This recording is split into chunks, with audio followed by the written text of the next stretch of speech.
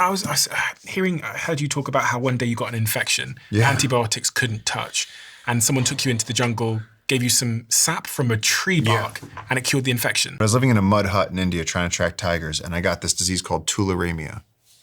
And it's so rare that when I got it, I brought it back to New York, went to the infectious disease doctor.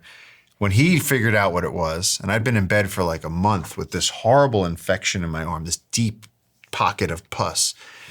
And I was on antibiotics, and he went, "This is so rare." He goes, "Do you mind if I call in my students, my fellows?" He goes, "Guys, you're never gonna see this again.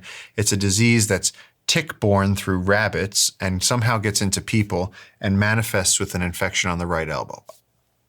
He goes, "This is one of the rarest ones you're gonna see." He goes, "This is rare." They put me on double antibiotics. I had already had a MRSA infection. They were like, "Look, we gotta really kill this thing." And it was 2012, and my parents said, "Whatever you do, do not go back to the jungle with an infection, because the jungle's just gonna make it worse." And of course I went to the jungle. We had stuff to do. Our station was in danger of dying, and so I had to go back with JJ and fix it up.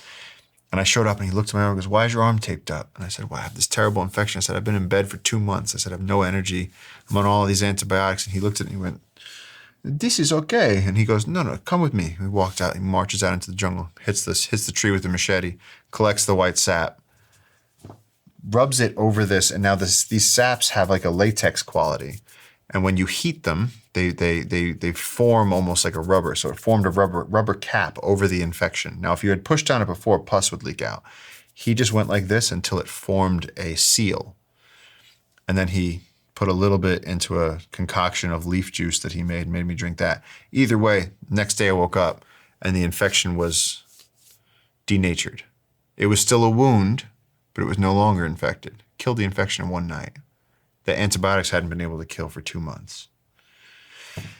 And so stuff like that, where he not only knew what to do, he knew where to find it. And these are technologies we don't have.